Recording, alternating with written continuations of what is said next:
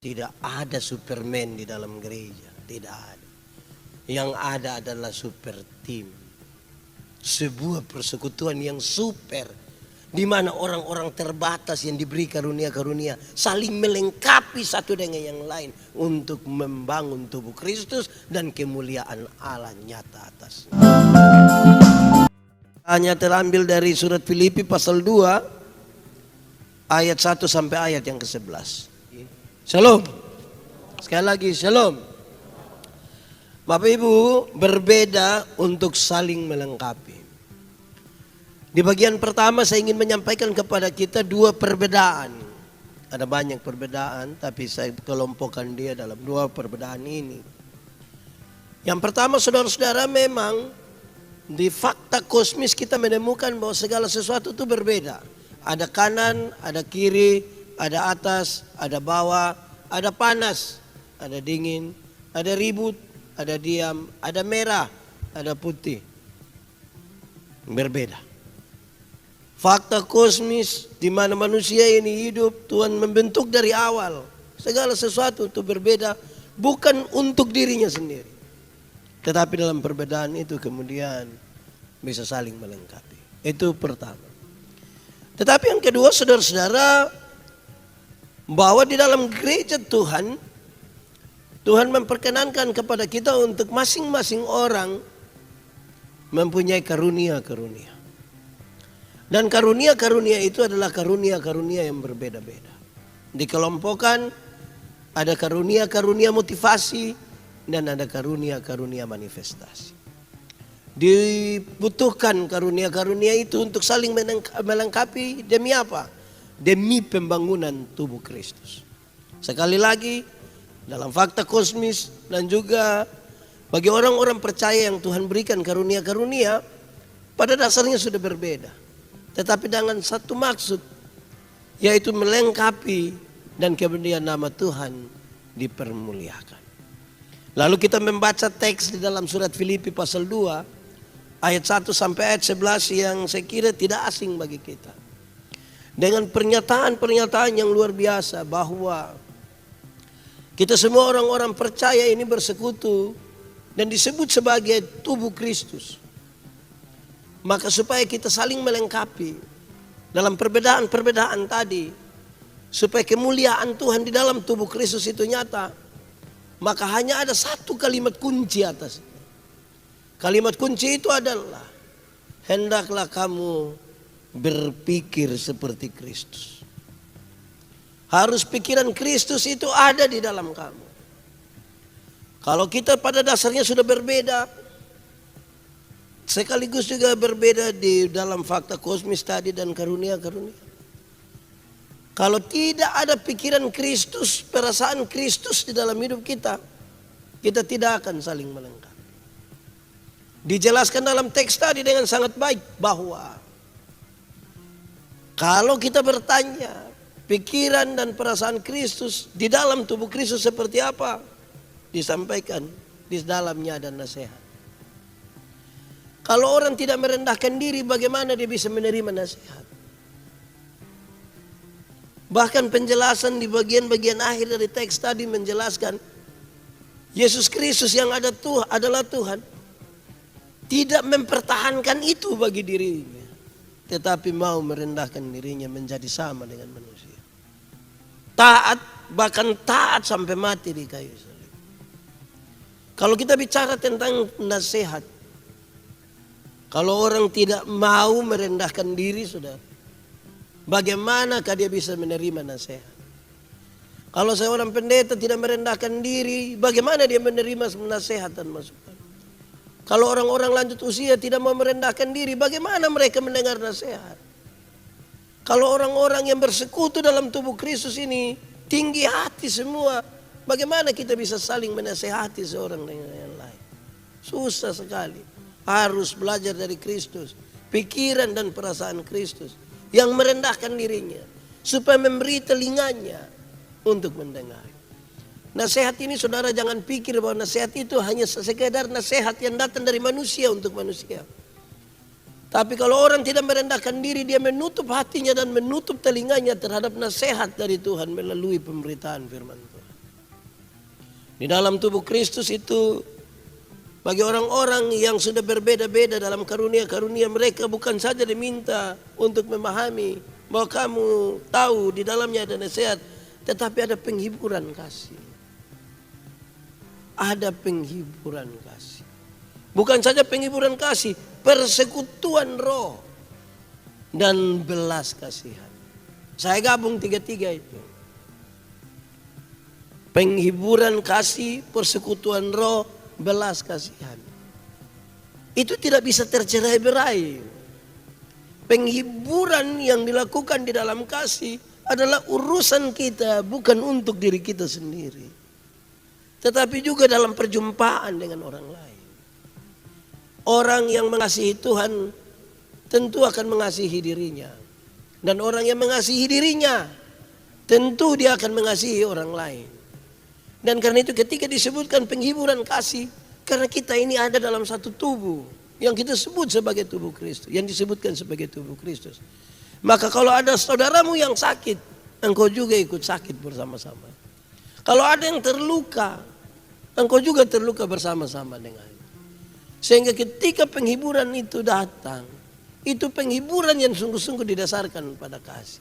Tanpa kasih saudara, bagaimana kita bisa saling menghibur dengan hati yang tulus untuk memperlengkapi tubuh Kristus.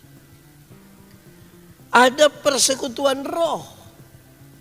Saya berulang-ulang kali mengingatkan kita saudara bahwa Tuhan Allah yang kita sembah itu Tuhan yang kudus, yang suci, yang menyatukan kita dalam roh itu. Roh Tuhan itu. Tidak bisa roh manusia ini. Roh itu roh kudus, roh yang suci, yang terang.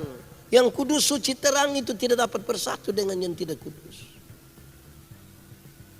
Yang gelap itu tidak dapat bersatu dengan yang terang. Ini butuh betul-betul kita menjaganya. Supaya kemudian ketika kita berbelas kasihan, itu terjadi karena hal-hal itu. Karena kita tidak sendiri, kita mengasihi Allah, mengasihi diri dan mengasihi sesama. Di dalamnya kita bersekutu di dalam roh yang tidak memisahkan kita kan dia Roh Kudus itu. Kita menjaga kesucian hidup kita. Ya tentunya belas kasihan itu pasti akan datang. Belas kasihan itu ada. Hati yang berbelas kasihan. Penuh kepekaan terhadap penderitaan orang lain. Dia menyadari bahwa ada hal sebagaimana Tuhan berkorban bagi dia, mati bagi dia, menyerahkan dirinya bagi dia. Itu juga yang akan membuat dia tidak punya hati yang terlalu keras untuk berbelas kasihan dengan orang lain. Saudara, mari kita jujur. Dalam persekutuan kita di rumah, dalam jemaat dan seterusnya, mungkin ada hal-hal yang menyakiti kita dan kadang-kadang hati kita menjadi beku. Hati kita menjadi keras. Tidak lagi punya belas kasihan. Kita telah hidup bagi diri kita sendiri. Nah itu soal. Selanjutnya saudara-saudara, dalam pikiran dan perasaan Kristus itulah pembacaan tadi meminta kepada kita sekalian supaya dengan berpikir dan merasa seperti Kristus, perasaan dan pikiran Kristus itu ada, maka tentunya kamu sehati, mesti sehati. Sepikir satu tujuan. Sehati, sepikir satu tujuan. Tidak berarti bahwa kepada kita tidak boleh berpikir yang berbeda-beda, bukan. Tetapi dalam pikiran-pikiran yang berbeda-beda itu kita memfokuskan pikiran yang berbeda-beda itu kepada siapa? Kalau kita mengakui bahwa Kristuslah kepala gereja, maka pikiran pendeta yang berbeda dengan pikiran majelis, dengan pikiran jemaat. Coba kita periksa ini kita lagi fokus kepada siapa? Kepada pendetanya, kepada majelisnya, atau kepada Tuhan, atau kepada jemaat. Kalau kita sehati sepikir, yang berbeda-beda itu kita fokuskan kepada Tuhan, maka kemuliaan Tuhan yang akan nyata, kemuliaan Tuhan yang akan terjadi dalam tubuh Kristus. Saudara tahu Di sini disebutkan bahwa kerendahan Kristus itu menjadi sebuah contoh yang tidak bisa dielakkan. Itu contoh yang wajib mesti kita ikut sudah. Harga mati sudah itu contoh. Kenapa? Kerendahan hatinya. Kerendahan hatinya itu yang bisa membuat dia seperti itu. Berpikir tentang apa yang menjadi tujuan Allah bagi umat manusia di dalam kasihnya. Kepentingannya hampir-hampir tidak ada. Betul-betul tidak ada. Itu yang kepentingan untuk penyelamatan umat manusia. Dengan demikian setiap orang yang berbeda-beda itu melengkapi di dalam Tuhan. Saling melengkapi di dalam Tuhan. Kemuliaan Allah yang akan dinyatakan. Di dalamnya disebutkan. Tidak mencari keuntungan diri sendiri. Tidak mencari keuntungan diri sendiri. Bahkan dia berpikir tentang orang lain. Karena di dalamnya ada belas kasihan.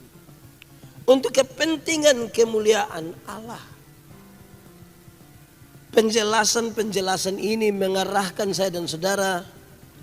Untuk selanjutnya mengambil sebuah kesimpulan. Atau mungkin kita merenungkan, menganalisa, memikirkan kembali. Pikiran dan perasaan Kristus itu masih melekat di dalam diri kita atau tidak? Apa yang menjadi tujuan kita dalam persekutuan bersama? Dalam perbedaan demi perbedaan. Saudara, pengelolaan terhadap kebersamaan itu di mana kita berbeda satu dengan yang lain. Sekali lagi bukan untuk sebuah keseragaman. Kita terus akan berbeda. Tapi fokus kita kepada apa? Didasarkan kepada apa?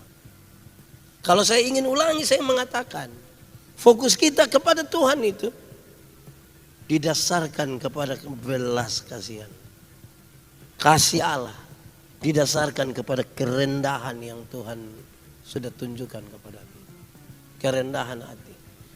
Memang saudara-saudara saling melengkapi ini harus ada kasih. Tidak bisa dengan kesombongan, harus dengan kerendahan hati. Kalau tidak susah.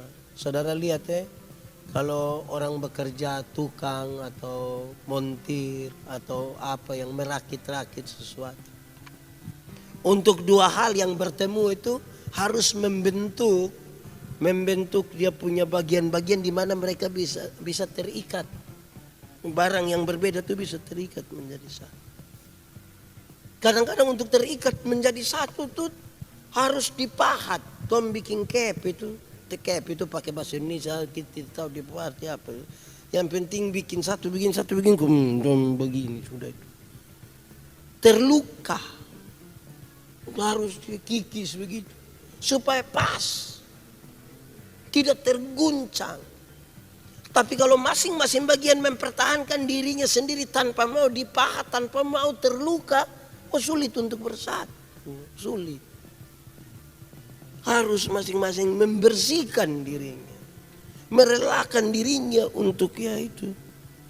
Saya lihat kalau orang sambung ini barang, itu kan harus apa? Beton dong dikasih bata kae begini, supaya dia jadi kuat. Bayangkan kalau beton satu begini, tidak bisa. Harus supaya. Nah, Bapak Ibu saudara-saudara. Saya kira ini pelajaran yang baik bagi kita. Untuk melihat kembali bahwa ternyata perbedaan itu menjadi penting.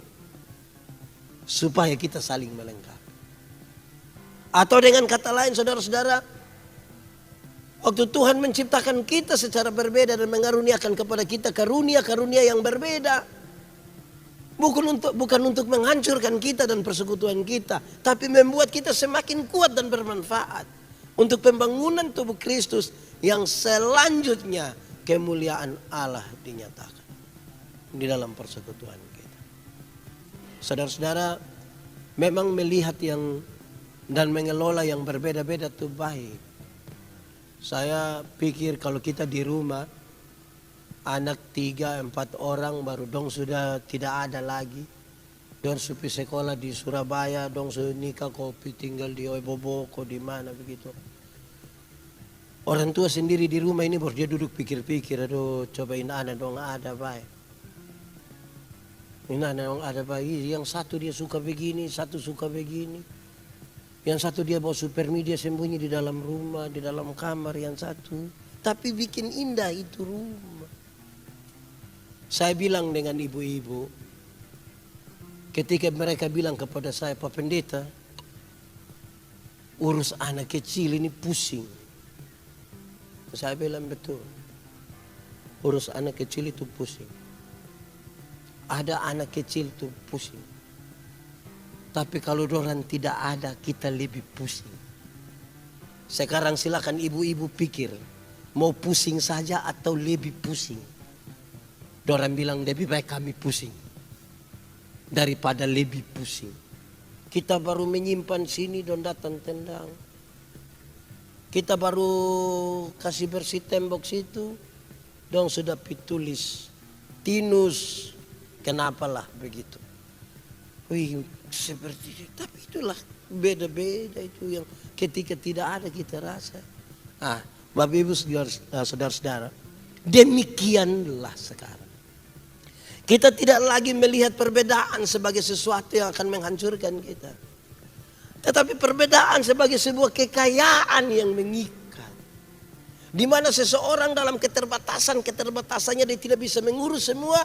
Tuhan memperkenankan ada yang berbeda. Dalam ibadah saja saudara lihat. Beda-beda tuh. Ada orang main musik. Ada orang menyanyi.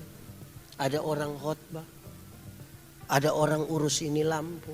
Ada orang urus itu kamera. Coba saudara bayangkan kalau satu orang dia bermain di sini, dia turun menyanyi, dia khotbah, dia pindah urus kamera, tiba-tiba ini genset mati. Menurut saudara dia bisa bertahan 20 tahun. Dia akan mati lebih cepat dari yang seharusnya. Jadi memang beda-beda. Maka ditemukanlah satu kalimat yang biasa ini. Ini kalimat bilang, tidak ada Superman di dalam gereja. Tidak ada. Yang ada adalah super team. Sebuah persekutuan yang super. Di mana orang-orang terbatas yang diberi karunia-karunia saling melengkapi satu dengan yang lain. Untuk membangun tubuh Kristus dan kemuliaan Allah nyata atasnya. Sebagai orang-orang yang telah ditebus oleh Tuhan. Maka orang-orang yang ditebus itu haruslah menjadi sebuah pribadi yang berbeda. Berbeda dengan apa yang dinyatakan oleh dunia yang tidak mengenal Tuhan. Tidak boleh orang-orang yang telah ditebus oleh Tuhan itu kemudian berdiam diri di tempatnya tanpa perubahan-perubahan sebagai bagian di mana penerimaannya atas Yesus Kristus Tuhan yang telah menebus dan menyelamatkannya. Saudara-saudara, membaca teks ini terlalu banyak hal yang harus disampaikan. Saya kira ada cukup terbuka di situ untuk kita lihat, tapi saya akan mengantar kita saudara-saudara untuk memahami teks ini dalam tema kita, yaitu umat yang telah ditebus dan memuliakan Tuhan. Umat yang telah ditebus dan memuliakan Tuhan. Harapannya adalah setiap kita yang mengalami dan merasakan penebusan Tuhan, mestinya kemudian kehidupannya memuliakan Tuhan. Itu menjadi refleksi bagi kita. Pembacaan ini kemudian memulai hal-hal yang penting sekali bagi kita berkaitan dengan kalau saya dan saudara sudah ditebus oleh Tuhan, maka harus ada sejumlah hal yang dilepaskan. Harus ada sejumlah hal yang dibuang karena kita telah diselamatkan oleh Tuhan. Dicatat dengan sangat jelas. Buanglah segala macam kejahatan. Buanglah segala macam kejahatan. Kejahatannya seperti apa? Kalau disebut segala macam berarti semua yang kemudian disebut jahat oleh Tuhan harus dilepaskan. Kejahatan dalam pikiran kita harus dibuang. Berpikirlah hal-hal yang baik. Jangan berpikir hal-hal yang membawa kejahatan. Semua tindakan kita yang jahat harus dilepaskan, harus dibuang. Dan semua kata-kata kita yang jahat harus dibuang.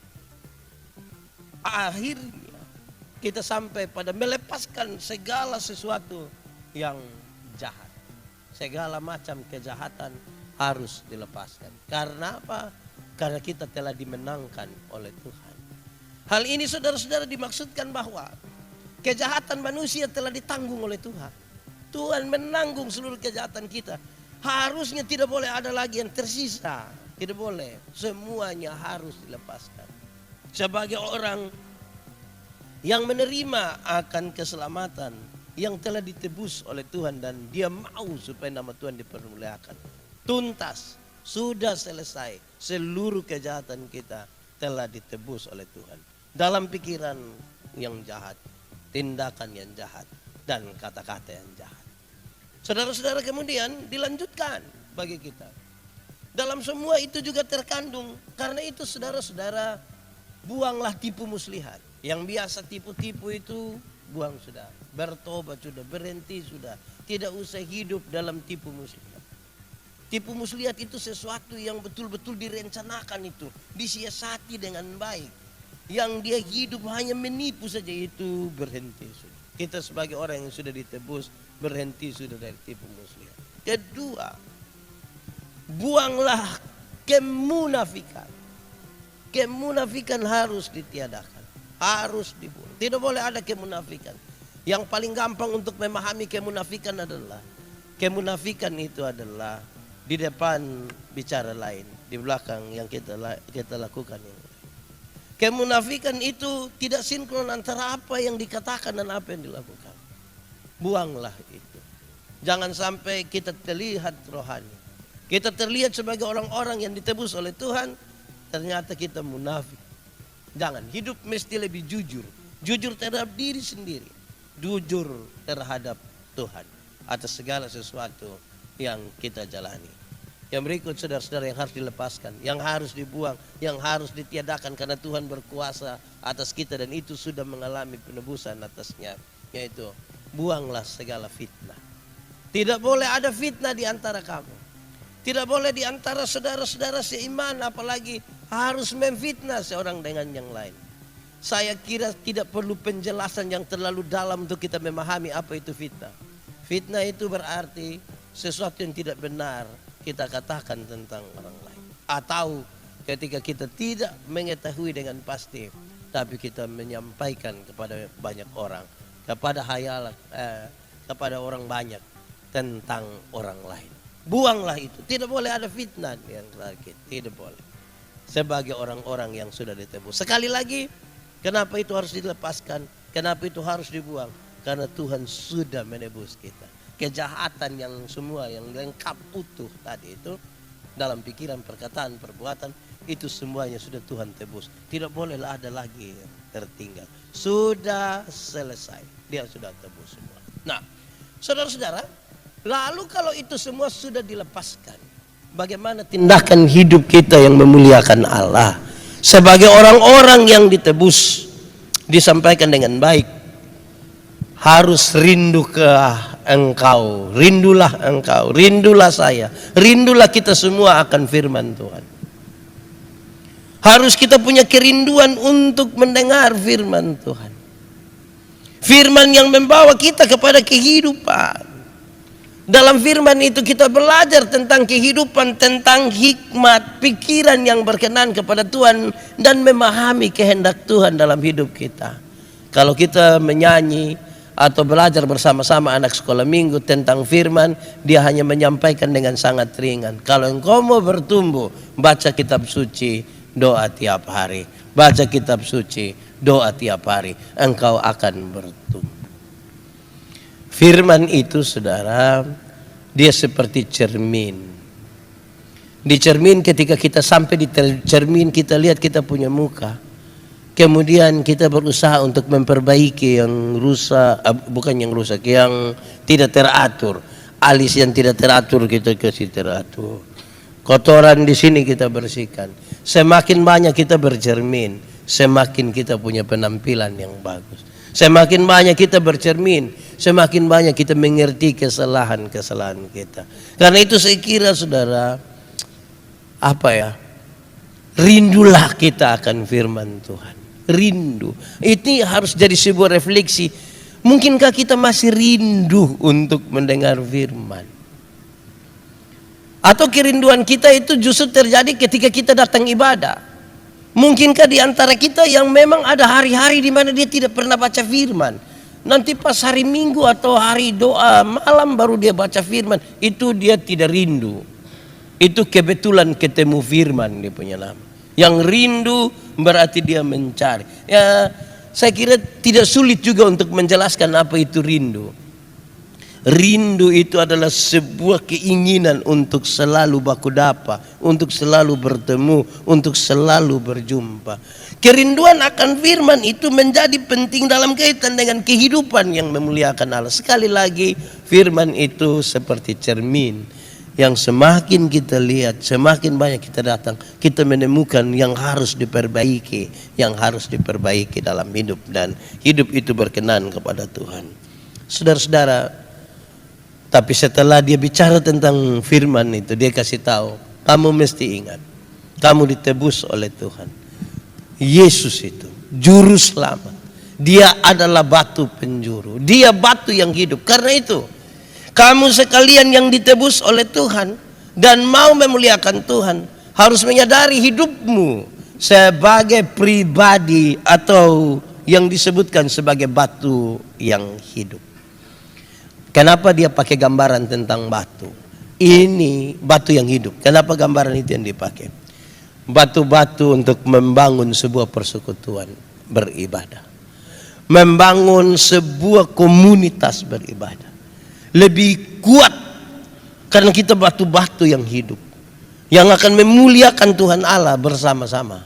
Yang akan bersama-sama dalam kelompok dan persekutuan yang kita bangun.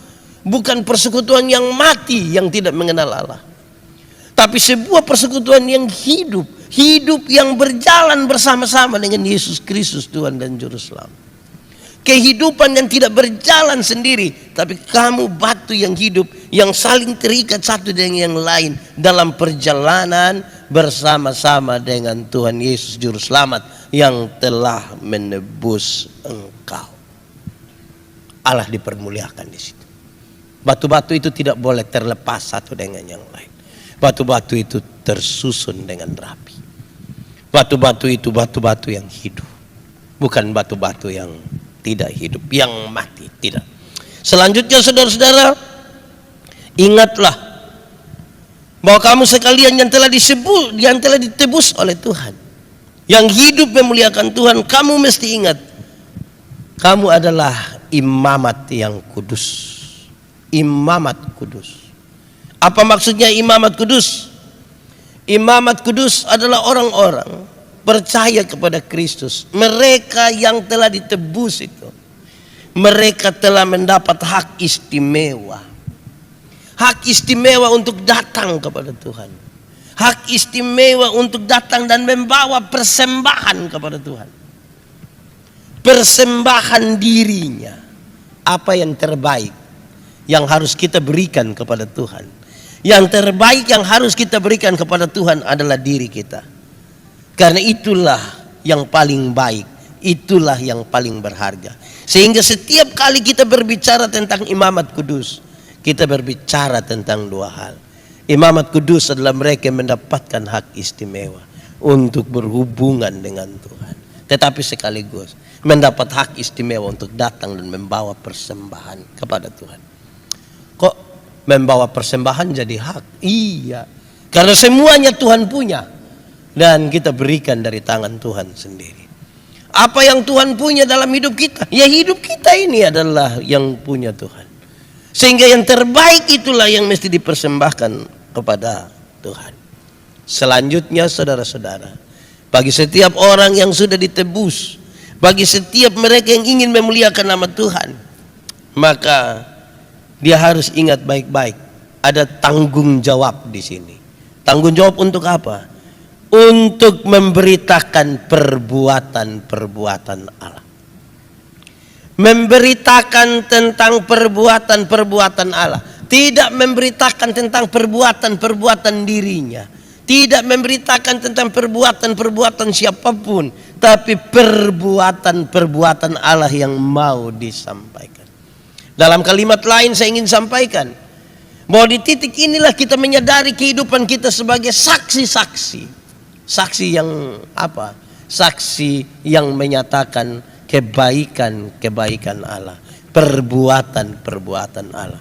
Persekutuan yang hidup tadi, duduk dan mendengarkan perbuatan-perbuatan Allah. Persekutuan yang mendengarkan perbuatan-perbuatan Allah di dalam persekutuan dan di dalam setiap pribadi, kemudian memberitakan itu kepada dunia di mana dia hidup, dan itu menjadi sebuah tanggung jawab dan panggilan gereja sebagai orang-orang yang ditebus, sebagai orang-orang yang mau memuliakan nama Tuhan. Ini refleksi yang saya kira penting bagi kita. Saudara-saudara, memberitakan perbuatan-perbuatan Tuhan yang ajaib itu, yang besar, perkara-perkara yang Tuhan buat bagi kita, perbuatan-perbuatan Allah, ternyata tidak semua orang rindu untuk menyampaikan itu. Kita masih dibatasi oleh ini tugas pendeta, ini tugas apalah begitu. Tapi kita jarang untuk menjadi saksinya. Selanjutnya saudara-saudara, disampaikan kepada kita bahwa kenapa hal itu dilakukan? Kenapa kamu harus menyaksikan sesuatu? Karena dalam penebusan itu sekaligus kita mendapat sebuah pengertian baru. Kamu telah keluar dari kegelapan. Kamu telah keluar dari kegelapan dan masuk ke dalam terangnya yang ajaib. Peristiwa-peristiwa di dalam gelap, di mana orang meraba-raba, orang tidak tahu apa yang disembah, orang yang tidak bisa menemukan apa-apa atau jalan keluar. Kamu yang sudah ditebus telah keluar dari kegelapan, masuk ke dalam terang yang ajaib, masuk ke dalam terang yang mulia, supaya kamu melihat jalan yang benar, supaya kamu tahu tentang hal-hal yang perlu untuk diwaspadai. Kamu harus keluar dari itu. Gambaran Alkitab tentang kegelapan selalu berkaitan dengan dosa manusia. Mereka yang berdosa digambarkan, mereka sebagai orang-orang yang tinggal di dalam kegelapan. Penebusan Kristus dibicarakan sebagai terang yang sudah datang di tengah-tengah dunia. Kristus adalah Tuhan yang datang ke tengah-tengah dunia untuk menebus kita. Terang itu sudah ada. Terang itu yang harusnya menjadi bagian dalam kehidupan mereka yang ditebus, yang tidak lagi meraba-raba dalam kegelapan, tetapi yang keluar dari kegelapan dan masuk ke dalam terangnya yang ajaib. Saudara-saudara, tidak sampai di situ. Bahan ini cukup banyak. Saudara, saya berusaha untuk membuatnya menjadi singkat, untuk kita semua menyadari bahwa karena kita keluar dari kegelapan, masuk ke dalam terang yang ajaib. Ini semua terjadi karena apa? Karena Tuhan. Sehingga setiap orang harus memahami, dan setiap persekutuan harus memahami, sebagai persekutuan orang-orang yang tebus, bahwa mereka adalah bangsa yang terpilih. Bangsa yang terpilih. Kenapa kita bangsa yang terpilih, saudara-saudara? Itu janji Tuhan. Kamulah bangsa yang terpilih. Kepada kamu dan keturunanmu turun temurun, sejauh yang akan dipanggil oleh Tuhan Allah kita. Kamu sudah itu bangsa. Orang-orang percaya disebut sebagai bangsa yang terpilih. Siapa yang pilih? Tuhan memilih kita. Nasihat firman Tuhan jelas bagi kita. Ternyata bukan kita memilih Allah, tetapi Tuhan Allah yang memilih kita, supaya kamu pergi dan berbuah. Buahmu itu tetap, supaya yang kamu minta kepada Bapa dalam namaku diberikannya kepada. Saya kira ini catatan yang baik sekali bagi saya dan saudara. Kita umat pilihan Allah, hiduplah di dalam kasih-Nya yang besar untuk memuliakan Tuhan Allah. Setelah bicara tentang umat pilihan, dia lanjutkan sekaligus, kamu adalah imamat yang rajani. Imamat yang rajani itu, saudara-saudara, menjadi penting bagi kita, saudara-saudara, karena apa? Bicara tentang Imam Agung Yesus Kristus, dia telah memberi jalan masuk untuk datang kepada Tuhan.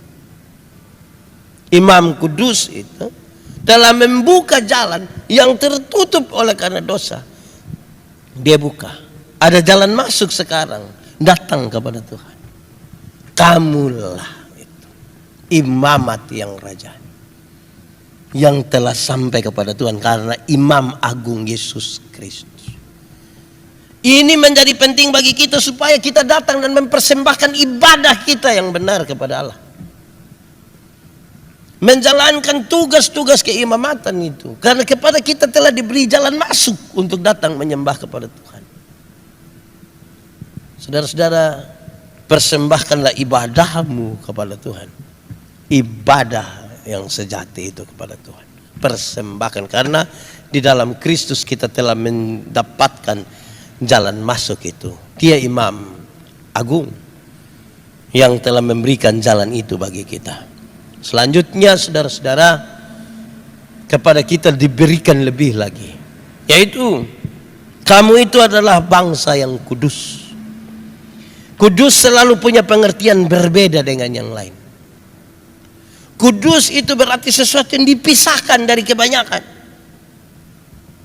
Ini seperti bagian di mana yang ini memang sesuatu yang kudus. Tuhan telah pisahkan kita menjadi kudus. Kalau kita kudus, menjaga kekudusan, kita punya kesatuan dengan Tuhan. Menjadi sesuatu yang menjadi penting dan wajib supaya setiap orang yang masuk dalam kategori ini, bangsa yang kudus, menjaga kekudusan hidupnya. Supaya Tuhan Allah dipermuliakan, tetapi sekaligus supaya dia punya kesatuan dengan Tuhan Allah yang kudus itu. Kamulah bangsa yang kudus. Di bagian yang terakhir dia katakan kepada kita, dan saya kira ini menjadi sebuah catatan penting, yaitu milik kepunyaan Allah. Milik kepunyaan Allah. Kadang-kadang saudara, kita berjumpa dengan sebuah keadaan di mana sesuatu itu punya nilai menjadi lebih karena siapa yang memiliki. Saya tadi baru nonton satu video, ada anak kecil satu, dia dekat satu pemain bola kaki dunia, saya tidak saya sebut dia pun nama. Ini anak agak sedikit tunduk semacam menyembah begitu. Terus ini pemain bola buka dia punya baju, kasih di itu anak. Kan baru habis main bola jadi pasti bau keringat. Tapi ini anak angkat cium-cium, dia peluk, dia merasa sangat berterima kasih. Pertanyaannya adalah, apakah pakaian yang dipakai oleh pemain bola itu dia punya benang dari emas? Oh, tidak. Dia pun bahan sangat berbeda dengan bahan-bahan yang tidak, sama saja. Soalnya ada pada siapa yang memiliki baju itu. Ketika kamu adalah milik kepunyaan Allah, harga naik. Saudara bayangkan kalau sekarang ada lelang baju. Baju pertama itu dong lelang Om Simon pun baju. Baju kedua dong lelang Ronaldo pun baju. Harga sama atau beda? Tapi kan dong beli di toko yang sama, harga sama, hari sama. Kenapa menjadi berbeda di harga? Soal kepemilikan. Siapa yang punya? Rupa-rupanya di bagian ini ingin disampaikan kepada kita. Aduh, kita yang ditebus nih, kita berharga. Karena kita berharga, jangan kasih turun itu harga hanya dengan barang-barang, karena kita milik kepunyaan Tuhan Allah. Harga kita tinggi sekali karena kita milik kepunyaan Allah. Karena milik kepunyaan Allah, kita berani mengatakan seperti kata firman, kita biji mata Tuhan Allah. Tuhan pun biji mata kita sudah. Tadi malam saya berbicara dengan satu orang, dia bercerita kepada saya tentang bagaimana dia berdoa. Berdoa terus dia bilang kepada dia istri, dia bilang, Pak Pendeta, saya kasih tahu saya istri, seandainya Tuhan itu kita sebut dia sebagai Bapa, maka anak yang paling manja itu saya. Anak yang paling manja di hadapan Bapa yang disebut Tuhan itu saya, anak paling manja. Saya bilang, coba engkau sebutkan engkau pemanja itu seperti apa. Saya kalau dengan saya pembapa, saya bayangkan, dan saya pembapa saya manja-manja, start kepala di dia pun baku, di dia pun datu, Bapak, Tolong kasihin tolong saya. Bapak ini masa aku mau lihat saya. Saya menjadi sangat berharga di hadapan saya pembapak. Saya manja betul di situ. Wah, ini penting ini. Sampai seperti itulah orang-orang yang ditebus oleh Tuhan itu. Berharga. Kita yang tadinya di bawah sekali, setara dengan yang paling hina itu, Tuhan turun dan ambil kita, angkat kita. Firman bilang begini, kamu bukan lagi hamba, tapi kamu adalah sahabat. Dulu kalau disebut hamba, kelasnya sama dengan binatang. Dia bukan manusia. Tuhan angkat. Kamu sahabat. Kamu punya harga naik. Jangan kasih turun kita punya harga. Karena Tuhan sudah angkat kita. Membuat kita menjadi berharga. Siapa yang memiliki kita, itu membuat kita punya harga itu ada. Semoga bagian-bagian ini menjadi penting bagi saya dan saudara. Merenungkan akan penebusan Tuhan. Tetapi status kita yang sekarang. Supaya Tuhan dipermuliakan. Kamulah bangsa yang terpilih. Imamat yang rajani. Umat kudus. Milik kepunyaan Allah sendiri. Tuhan memberkati kita.